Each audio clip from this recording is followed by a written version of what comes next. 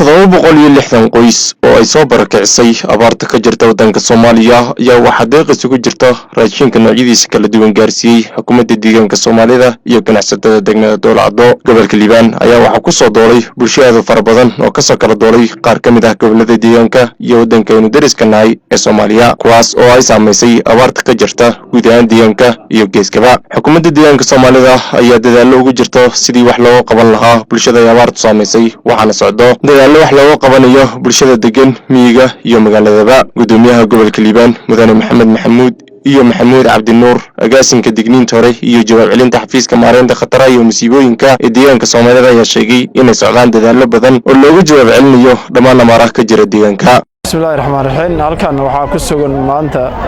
qaxooti aad u fara badan oo ka soo gudbay gobolada kala duwan ee dalka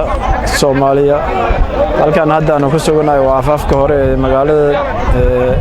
Dowlado xuduudda laga soo gala dhinaca Soomaaliya qaxootigan tiradiisa maalinta ka dambeysay way soo kordhaysaa waxayna aad u leeyahay daran yihiin macluul daran nafaqo darro iyo caafimaad darro aad u fara badan hay'adaha ku shaqada lahaay UNHCR iyo ara midna toona waxba uma ayna qabanin ilaa hadda halkii ay ka yimaadeen oo waxay soo galeen gudaha deegaankeena halkii loo waday qaxootigeena lama gaarsiinin dhaxda ayay ku eldaran yihiin maanta dawladda deegaanka Soomaalida iyo ganacsatada degmada Dowlado oo iskaashanaya waxaan raashin u qaybinay oo aan gaarsiinay gargaar degdeg ah raashin aad u fara badan oo ahmadka hadda aan dhex taaganahay waa sokor saliid bur iyo maxaan ku yiraahdaa timir iyo caana iyo ciyaalka nafaqo darrada haysata iyo boorash intaba maaragtay ay ka wada faa'iideysan karaan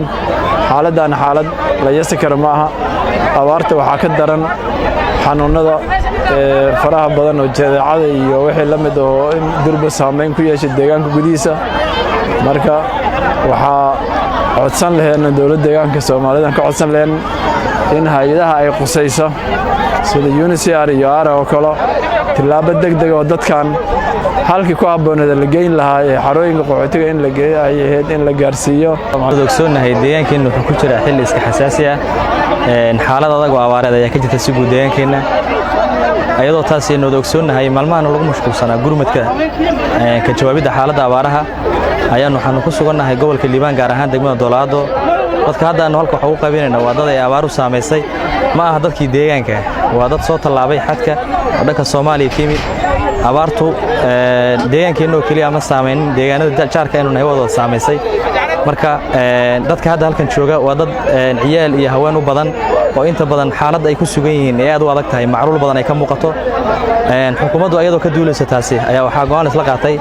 in sidan aan lagu sii eegan karin ay ka mid yihiin dadka deegaanka ku nool sida kuweena uga jawaabayno ayaa kuweena looga jawaabaya marka halkan waxaanu ku sugannahay maanta xukuumaddu iskaashanaysa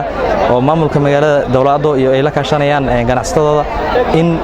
dadkii la caawiyo oo qaab ka duwan loo caawiyo xaaladda ku sugnaayeen raashimada loo qaybinayo waa sida gudoomiyuhu sheegay raashimo noocyadooda jilicsanaa ayaa loo qaybinayaa marka kama dhigno intan ayaa ku filan laakiin xaqiiqadu waxa weeye dadkan in ay hooy sax ah helaan dadaal la socda awgeed waxa weeye in qaybta UNHCR iyo ARA kulamada la sameeyo qaabkii dibadejin lagu sameyn lahaa dadkan ma aha IDP oo barakacyaal caadi oo deegaankeena ma waa dad kor ka soo gudbay marka waxay u baahan yihiin waa qaxooti marka maadaama qaxooti yihiin in hay'adihii ay ku shaqo lahaayeen macluumaadkooda iyo qaab shaqadkooda inaan ku xoojino qaabkii u qaabili lahaayeen si guud ayadoo deegaanku xaaladda uu ku jiro iyo dhanka hay'adu ay wada saameysay dhaqaale yar iska jirto laakiin haddana waa khasab in dadkan loo jawaabo xaaladda ay ku sugan yihiin laga danqado way